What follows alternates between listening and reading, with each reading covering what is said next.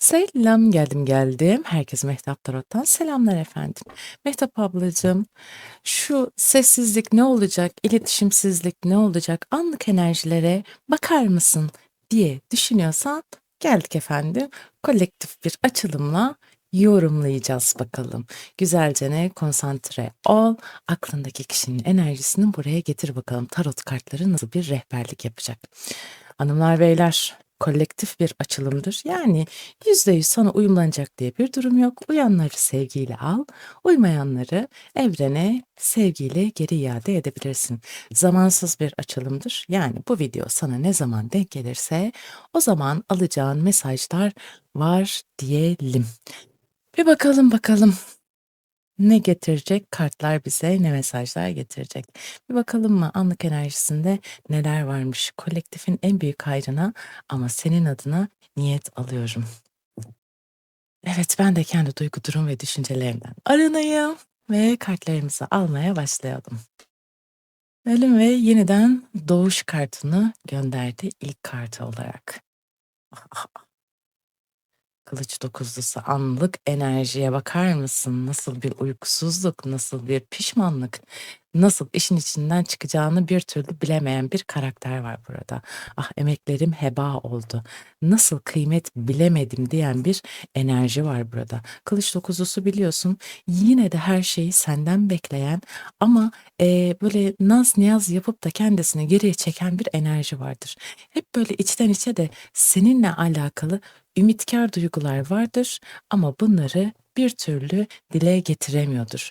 Yani şöyle söyleyeyim, çok sıkışmış hissediyor şu anki enerjide, özlüyor fakat seni kaybetmekten de korkuyor. Havadis kartı, masumiyet, vazgeçmek. Ah, iç dünyasında böyle gitgide gelen bir enerji var. Suçu olmayan bir karakter olabilirsin bu ilişkinin durumunda ya da karşı tarafın enerjisinde de. Yani bir taraf diyor ki neden her şeyi benim üzerime atıyorsun? Alışagelmiş bir durum mu bizim aramızda olanlar? Neden fazlaca üstüme geliyorsun?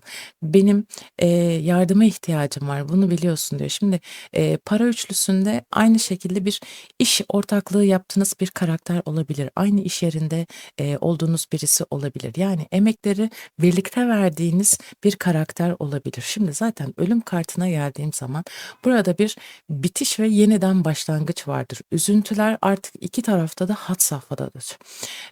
Ve eski düşünceler artık su yüzeyine çıktığı zaman da işte bu otomatikman kılıç dokuzlusuna geliyor burada. Birbirinize ağır sözler söylemiş olabilirsiniz ama içten içe umutsuz bir şekilde seni özlediğini kartlar söylüyor bu alanda hayatım. Vallahi güzel bir enerji. Şimdi kamerayı ben bir bozacağım. Birazcık böyle görüntüyü düzeltmeye çalışıyorum. Evet. Yani burada bir aydınlanma var. Bitti mi, bitiyor mu, acaba nasıl olacak diyen bir enerji var. Şöyle çayımdan da bir yudum alayım. Valla siz de çayınızı kahvenizi alınız. O yüzden keyif yaparak şöyle tadına vararak kartların rehberliğini alabilirsiniz. Reklam değil, işbirliği değil tabii ki de ama herkesin de bir poşet çay bile olsa evinde olabileceğini düşünüyorum. Benim bu ara bağışıklık sistemim çok düşmüş. Böyle naneli gibiyim. Boğazım da birazcık hassas olduğu için sürekli böyle bir yumuşatma isteği geliyor. Peki şu şeye bakalım. Yorumlarda çok fazla var. Biliyorsunuz anket destekli gidiyoruz. Gururu ne durumda Mehtap abla? Ben gururu görmek istiyorum. Yıkıldı mı, yıkılmadı mı? Ne durumda? Diyorsan bir de onlara bir soralım bakalım. Para sekizlisi. Ay bak, tek başına bir mücadelesi var. Ama detaylara müthiş derecede takılıyor. Ah imparatoriçe. Burnu yere sürtmüş mü? Bence sürtmüş. Bence yere sürtmüş. Çünkü burada bir dişil enerjisi üst limittedir ve şöyle söyleyeyim artık kıymeti bilen bir enerjidedir. Ne oluyor burada? Sanki böyle sessizlik cezası veyahut da kendini uzak tutma, iletişimi blokajlama durumu var ise işte şu an iç çatışması var diyor kartlar. Öyle ki kendi kendine nasıl bir hayat içerisinde olduğunu sorguluyor. Ya benim ne kadar güzel bir ilişkim vardı ya da ne güzel anlaşıyorduk. Rutinden çıkan bir birlikteliğim vardı. Ve seviliyordum da amma ve lakin nasıl bir duruma geldi hayat bizi nereye kadar getirdi? İşte böyle bir iç hesaplaşmanın durumunda. Aslında birazcık da trajik bir olaylar da olabilir. Şimdi Asa Beşlisi'nde birazcık kayıp vardır. Birazcık aldatılma, aldatma, ihanet, çatışma durumları vardır. Bunlar su yüzeyine geldiğinde hani dedi ki bu gururu ne durumda diye kendi kendine işte hasret, zaman, duygular çok güzel anlatıyor kendini ve şu anki duruma, alışmaya çalışıyor diyebilirim. Hani gururu bakar mısın zaten bir yerle bir olmuş durumda hayatım. Kendisini çok yalnız hissediyor para sekizlisi. Öyle bir durumda ki yine senden bir yardım eli bekleyen durumda. Ya her zaman bana yardım ederdi. Neden şimdi, kendini, eee, nasıl diyeyim, geri çekiyor. Ben böyle küstüğüm zaman o benim, yine de nazımı cazımı çekerdi. İletişimsel olarak gene de, benim gönlümü alırdı. Beni ikna ederdi. Acaba neyle mücadele ediyor, diye böyle düşünüyor da olabilir. Bunlar önemli. Aynı zamanda, para sekizlisi bir eğitimle de alakalı bir alan açar. Mücadele verilmesi gereken bir alan açar. Yani şu an, gururunun alt arketiplerine baktığın zaman belki de uzaklaşmanın temel sebebinde tartıştığınız bir eğitimsel durum olabilir. Yani çalışmak için gidiyordur, eğitim için başka yere gidiyordur veyahut da gittiği yer uzaktır. Yani bir şekilde birbirinize ilgi gösteremediğiniz bir alan da oluşmuş olabilir. Zaten duygu kartlarında da bu var. Zaman gösterecek bunu diyor. Ama gururu hasret durumuyla alt üst olmuş durumda. Çok isteyip arzuladığına kavuşamamaktan gelen üzüntü aktif bir şekilde, ilişkinin gurur seviyesini yerle bir etmiş durumda olduğunu görüyoruz. İç hesaplaşma çok fazla var. Sessizlik cezası bitti bitiyor gibilerine diyebilirim yani. Hani o artık evrelere kadar bayağı bir arınmış durumda. Çünkü tabiyet durumunda bir kişiye ya da duruma karşı duyulan önlenemez istekler, bağımlılık, irade dışı koparılamayan bağlar, saplantı olarak bir kişiye ya da duruma bağlanma. Burada imparatoriçe var tatlım. Bağlandığınız nokta aslında bu alanda var ve hasret, özlenme durumu da burada. Yani Mehtap abla üçüncü kişi var mı dediğinde diğer şeylerde kartlardan aldığım enerji yok. İmparatoriçe burada bir başka kadından ziyade şu an izleyen dişil tarafa duyulan özlemden bahsediyor bize. Ya şeye de bakalım içinde seninle ilgili ne var? Bir de bu duyguya bir bakalım. Madem, gururu artık alt üst olmuş durumda, artık, bir seçimler yapmak istediğin duruma doğru gelen bir, yola doğru gidiyor. Bak artık bir duygusal sorumluluk alma durumu da var. Kılıç altılısı. İlişkiden giden kişi karşı taraf. Çok net bir şekilde söyleyebilirim bunu, ve yıkarak gitmiş, çok üzerek gitmiş. Ama senin için diyor ki yani benim gözüm arkada kaldı. Yani hep gidiyorum ama tutkum, zihnim, fikrim bir şekilde benim oraya bağlı kaldı düşüncesi yoğun diyebilirim. Zaten Kılıç Yedisi'nde iletişimde bir problem yaşadığınızı, başarısız bir iletişim yaşadığınızı söylüyor bize. Karşı taraf sorumluluktan kaçmış, bir sahtekarlık yapıyor. Yani yüzleşmekten kaçtığında da otomatikman bir kılıç altılısı var. Yani kaçıyor ve bunu savunuyor. İçinde seninle ilgili ne var dediğinde ilk kartında zaten, sorumluluk, duygusal sorumluluk işte bundan kaçıyor. Duygularına bir bakalım. Çok baskı hissediyorum bu ilişkide. O yüzden, uzaklaştım diyor. Fakat bu merak duygusu, onu alt üst ediyor diyebilirim. Ha. Net bir şekilde sizin ilişkinizin ciddiye doğru gitmesi veyahut da sorumluluk alması sebebiyle, handikap içerisine girmiş diyebilirim ve bundan dolayı kendisi üzerine bir baskı hissediyor ve, bir ultimaton yaparak yani ayrılma, eee korkusuyla seni korkutarak uzaklaşmış diyebilirim. İletişimi kesmiş diyebilirim. Kendi enerjisini kesmiş diyebilirim. Ama arka böyle, plana baktığın zaman hayatım, ortaya çıkan bir, işte, kayıp, ani durumlar, sahtekârlıklar durumu bu ilişkiyi mahvetmiş durumda. Yani çok zorluk var bu alanda. Kılıç altılısı ceketi alıp gitmekle alakalı bir enerjiyi veriyor. Evet, geçmiş çok zordu, ama bu yolda, yani arkasına baka baka gidiyor. Yani, terk edip gitmek var, uzaklaşmak var ama yine de, bavulumu aldım ama yine de çağırsa ben giderim.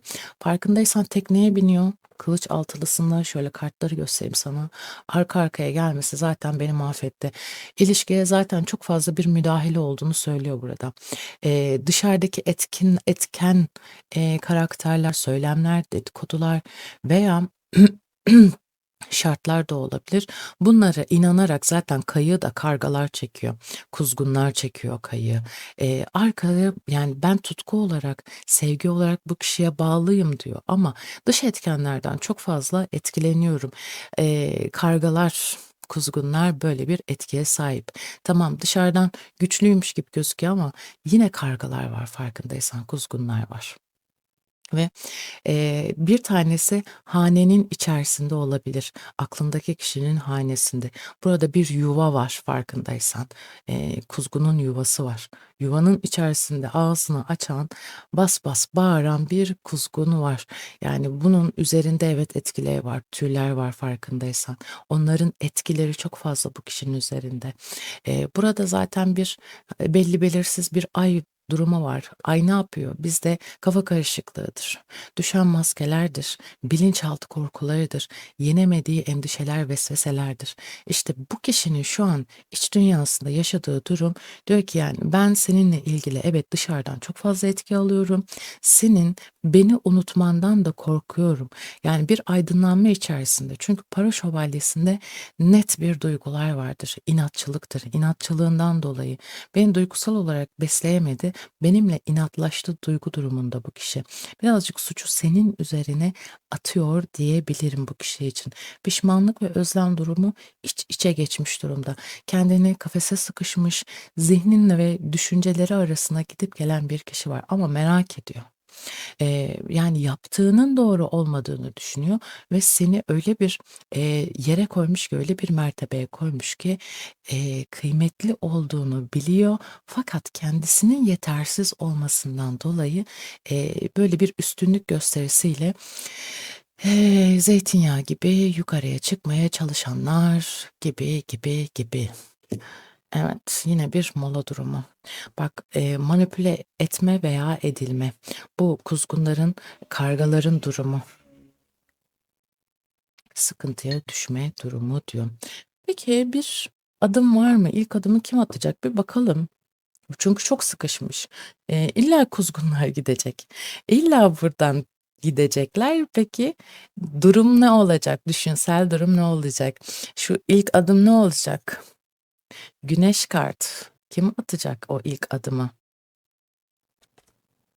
Asa ikilisi hala evin içerisinde. Denge kartı.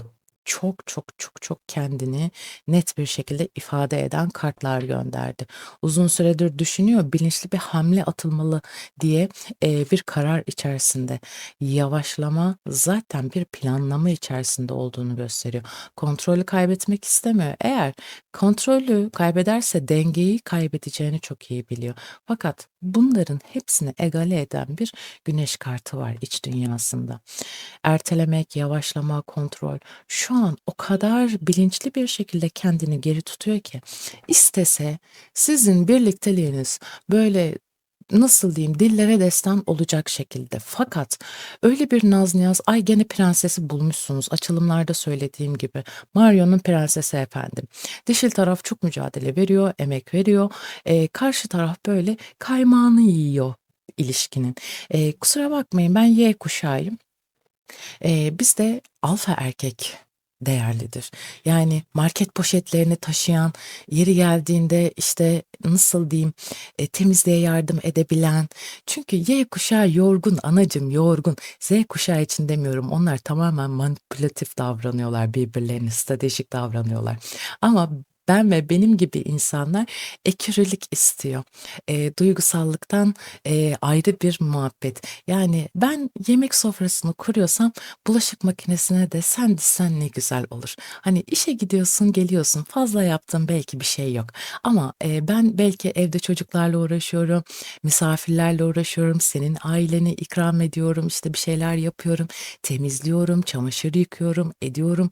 Hani ben çok fazla nasıl diyeyim, emek sarf ediyorum ama sen de bana bazı şeylerde yardım et diyebilen bir kuşak içerisindeyim. Y kuşağı böyle bir kuşak. Eminim artık birçok kişi de hani bu düşüncelerde olduğunu söyleyebilirim. Bunlar çok önemli şeyler. Gerçekten mesela bazı danışanlarımdan duyuyorum, işte o dedim ya, Z kuşağı çok manipülatif diye. Kötü anlamda değil. Mesela eşine, sevgilisine söyleyebiliyor. "Ben süpürüyorum." diyor. "Sen de çalışıyorsun, ben de çalışıyorum ya." diyor. "Yardım etmeni istiyorum." diyor. "Benden sonra" diyor, "Viladayla gel arkamdan." diyor. "Ama yetişmen lazım bana." diyor. Hani böyle güzel anlaşmalar oluyor. Benim de çok hoşuma gidiyor. Biz söylediğimiz zaman "Sen ne iş yapıyorsun ki? Bütün gün evdesin." Diye bir cümleyle karşılaşabiliyor. Şimdi burada ilk adımı kim atacak dediğinde bilinçli bir şekilde kendini geri çeken bir karakter var burada hayatım. Olması gerekenden çok ağır bir, süreç işliyor diyor zaten yavaşlama kartı. Ertelemek zaman kazanmak için. Burada belki bir, şey durumu olmuş olabilir. Araya böyle cızırtı yapan insanlardan dolayı, hani, böyle, kafa karıştıran insanlar var ya, ama asa sekizlisi diyor ikilisi diyor ki ciddileşen durumlar, bir planlama, kontrol etme, kontrol kazanma durumu var burada diyor. O yüzden şu an bir plan aşamasında. Zaten orijinal kartta da tarot kartında kalenin böyle surlarındadır kahraman. Bir ayağını duvarın üzerine atmıştır. Elinde de küre vardır. Desteğini de alır ve bununla beraber bir, eyleme geçme pozisyonu için motivasyon arıyordur. Yapsam, etsem bir planlama, düşünme durumundadır. Şimdi, Mehtap abla yine tarot kursu veriyorsun gibi oluyor diyeceksiniz. Demeyiniz efendim. Artık siz de, onlarca video izledikten sonra kartların anlamlarını biliyorsunuz. Ama dediğim gibi ezoterik, psikolojik, diğer şekillerde de yorumlama aldığı için kişiden kişiye yorumlamalar farklılaşabiliyor. Geldik, ya, bu kişi bu kadar ilk adımı, farkında ve kadersel olarak hayat onu bu kadar bu yola iterken neden kontrol durumunu, baskılıyor? Yani birazcık daha sakınmak, birazcık daha uzak durmak, birazcık daha, nasıl diyeyim, dengede olmaya çalışmak. Çünkü denge kartı diyorum ya, biraz simyanın durumudur. Aynı zamanda tılsım ikilisi gibi böyle, kalbiyle aklı arasında gitgeller yaşayan bir karakterdir. Bununla beraber birazcık daha baktığında orijinal kartta yine 2 tane kupa içerisinde, suları birbirine denkleştiren, tam ayarı bulmaya çalıştıran bir uzman karakter vardır. Bunlara dikkat etmek lazım. Peki ilk adımı attı, atmadı. Ne söylemek istiyor? Yani sana karşı söylemek isteyip de söyleyemediği duygularında neler var? Bir de ona bakalım. Kupa ağası. Ya, kalbim seninle dolu diyor ama söyleyebiliyor musun bakalım bu gizlediğin duygular neyle alakalı? Kılıç üçlüsü araya bir karakter mi girmiş? Bunun, travmasını iç dünyasında yaşayan birisi ama akabinde de kupa şövalyesini ekliyor. Şimdi arada birisinin olduğundan korkan bir kişi var. Acaba bu sessizlik içerisinde birisi var mı? Birisiyle görüşüyor mu?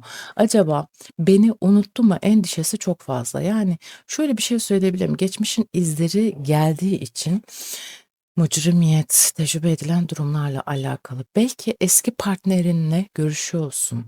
Hani, böyle bir, durum var. Zaten hani, bu merak kartı da çıkmıştı ya, iç dünyasında karar vermekte zorlanmasına sebep olan durumlardan bir tanesi de bu.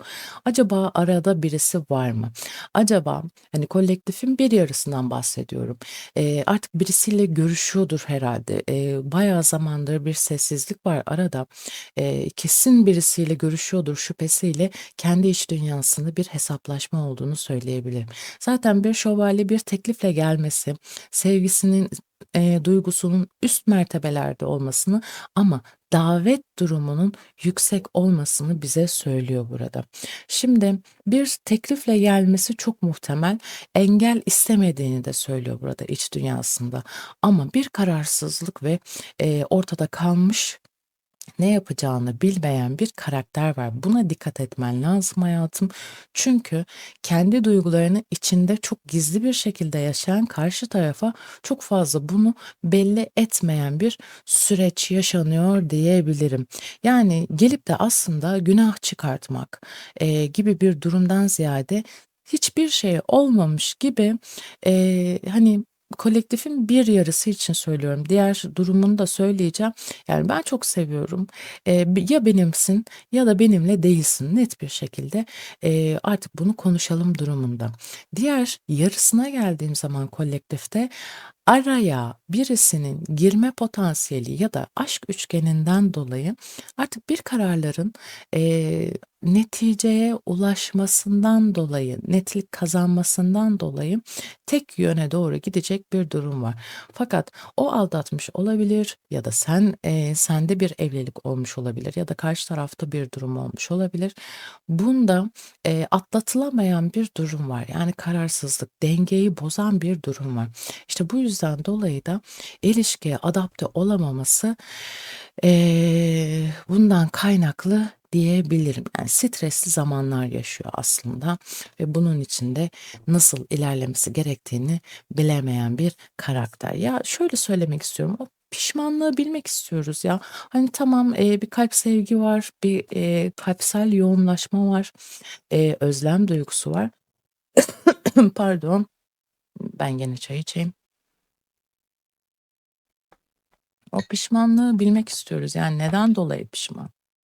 Tamam, sevgiyle alakalı, diğer şeylerle alakalı ama kupa sekizlisi.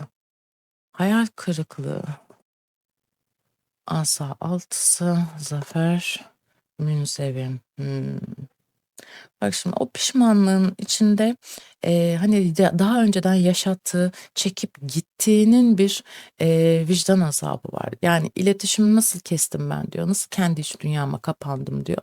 "Benim için" diyor, "ödün verdi." diyor. Bu yüzden dolayı bir iç dünyamda, eee, tatsız bir acı var diyor. Şimdi bunun aydınlanması, o pişmanlığın derecesi bayağı bir yüksek hayatım.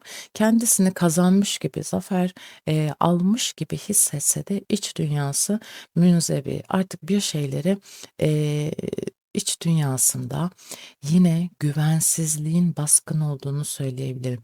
Kupa sekizlisi çok büyük bir kalp kırgınlığı yaşamaktan bahseder.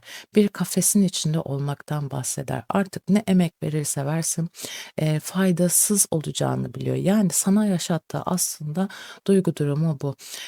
Kupalar serisine baktığın zaman duygular, iç dünyalar, hayallerden bahseder. Yengeç, akrep, balık enerjisi yoğundur. Fakat kartta yine burada bir güneş arketipi var. Yani olumlu düşüncelere doğru senin uzaklaşabileceğini düşünüyor. Ben çok yalnız bıraktım. Evet, artık bu saatten sonra, ben başardım zannediyorum ama dönemeyeceğimi biliyorum diyor. Beni çok fazla, nasıl diyeyim, kabul edemeyeceğini iç dünyamda biliyorum diyor. Yani pişmanlığı gerçekten üst safhalarda bu karakterin. Yani aslında şöyle de, yorumlayabilirim. Vicdan azabı yaşarken, işte, o sabır, ödün, yani, sen aslında onun hayatı için kendinden çok fazla ödün verdiğinin farkında. Pişmanlığı çok fazla çünkü bir aydınlanma var. Bilge kartı geliyor iç, arketiplerde. Artık ruhsal büyümenin şu an içerisinde gerçekleştiğini ve o pişmanlığın üst mertebelerde olduğunu görüyoruz hayatım. Ya, peki, sen ne yapmalısın? Birazcık da buna bakmak istiyorum. Duygu kartlarından almayacağım. 6 tane kartı, senin için açacağım tarot kartını. O yüzden Mehtap abla, gerçekten mesela açılımlarda "Peki ben ne yapmalım?" diyen danışanlarım çok fazla. Tarot kartın rehberliğini alacağız hayatım ve irdeleyeceğiz, yani yorum yapacağız. Olay neyle alakalı? Nasıl ilerlemen gerekiyor? Karşı taraf çünkü yavaş yavaş gelen, çözülen bir enerjide. Artık pişmanlığı net bir durumda. Bu anlık enerjide neler yaşadığıyla alakalı. Yani adım atacak mı, şunlar olacak mı, bunlar olacak mı açılımından başka bir durum. Şimdi böyle bir enerji var iken karşı tarafta senin ne yapmanla alakalı, rehberlik alacağız. Tarot kartı, bak, kılıç asında gönderdin yani. Diyorsun ki yani ben artık yeni bir başlangıç, netlik istiyorum. Üzerimde o kadar çok baskı vardı ki tüm maskelerin beni yaralayamayacağını biliyorum diyor. Al işte para ikilisi. Kalbim ve mantığım arasında çok fazla gitgellerde kaldım. Öyle ki bak, para enerjisini çok fazla veriyorsun. Sonra konuşacağız bunu. Maddiyatla alakalı, güvenlikle alakalı ama dünya kartı geldi. Al işte yani. Şeytan kartını da gönderdin. İlla bulacaksınız şunu yani. Yalan söyleyenler, çıkarları için başkalarını kullanan insanları artık ayırt etmeni istiyorum. Dünyanı eğer güzelleştireceksen işte buradaki gibi netlik yaşayacağın durumlara doğru getirmeni istiyorum kendini. Burada yoğun bir tutku, iletişim konusu, Para Prensi birazcık onu ister. İletişimi seven bir karakterdir. Yine sana geldiğinde sürekli ondan haber almaya çalışmak vesaire, şunlar bunlar senin hayatını biraz blokaje ediyor ise bunlara dikkat etmeni istiyorum. Bak, Kupa Kraliçesi seni daha iyi başka bir kart temsil edemezdi. Aşk kadını ve manevi destek görebileceğin bir kişilik olduğunu gösteriyor. Ve şöyle de bir şey söyleyeceğim. Senin gibi ayna, ikizin olabileceği bir kişi hayatına gelebilir. Fakat şu dünyanın güzel olan enerjileri bir netleştir diyor. Hani böyle Mehtap abla, ben artık beklemeyi bıraktım. Ne olursa olsun diyorsun ya, bak farkına var kendi gücünün hayatım. Enerjini değiştir, şartları belirleyen kişi ol. Eğer gelirse senin şartlarına göre gelir. Eğer gelmezse kaybın olmaz hayatım. Burada çıkarları için ilişkisini yaşamaya çabalayan bir karaktere eşlik etmektense bu çizgileri belirleyen kişi sen olursan çok daha iyi olur hayatım. Yani bir kaybın olmaz, değil mi? En sonunda özgürleşirsin. Çünkü dünyanın enerjisi çok güzeldir. Burada artık bir tecrübelendim dersin. Artık neyin ne olacağını biliyorum dersin. Her kötü giden şeyin iyi olması için artık planlar devreye girdiğinde bunun mükafatını alırsın. Aynı zamanda işte dedim ya, bu para enerjisi çok geldi. Çok sonra konuşacağım dediğim noktada maddiyatla alakalı sınavını var ise birazcık el freni çekmende fayda olabilir. Hep çünkü bu yanından sınanıyorsun. Yani kişi mesela sana bir harcama yapmıyordur. Hep sen destek oluyorsundur ya da hep gelen kişinin sorumluluklarını senin üstlenmen gerekiyordur. Girdiğin sınavlar bu alandan olabilir. Bunlara dikkat etmen gerekebilir hayatım. Şimdi şeytan kartı kimine göre eee, saplantılı bir şekilde ilerlenilen bir ilişki diyebilir. Kimisi araya giren üçüncü bir kişi, aşk üçgeni denilebilir. Hayatına gel geç insanları çok fazla almanı istemiyor bu kartlar. Birazcık güçlü insan evresinde kendini ödüllendirebilirsin diyor. Evet, şimdi 3 tane kartımızı alacağız. Destek etkinliğinize katıldığınız için çok teşekkür ediyorum. Gerçekten çok iyi gidiyor. Sizin için küçük bir şey olabilir. Benim için gerçekten büyük bir destek. Beğeni, 250 yorum, 500 beğeni benim için gerçekten çok değerli, çok kıymetli. Ve bir de manifest yapalım. Hadi, başardıklarımla gurur duyuyorum diye yoruma yazabilirsiniz ki kendi kıymetinizi de gerçekten bilmenizi istiyorum hayatım. Hadi bakalım 3 tane kart alıyorum ve aklındaki kişi senin için ne düşünürdü? Kendisini nasıl ifade ederdi? Bakalım ne söyleyecek? Hanımlar, beyler, evet. Bir numarayı seçenler, sen benim nefesimsin diyor. Vay.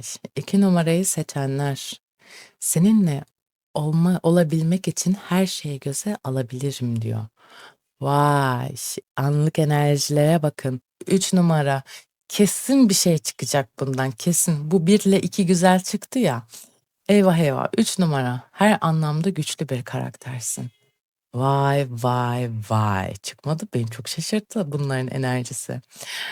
Tatlım, sen gerçekten güçlüsün. Anlık enerjide neyin ne olduğunu idrak eden ve ilişkinin artık dış böyle etkenlerden kurtulması gerektiğini karşı taraf farkına varıyor. Anlık enerjilerde bunlar vardı. Kendinize çok çok çok çok çok çok dikkat edin. Gerçekten kıymetlisiniz ya. Öyle de yapmayın yani, kendinizi ezdirmeyin. Hoşça kalın. Sizi seviyorum.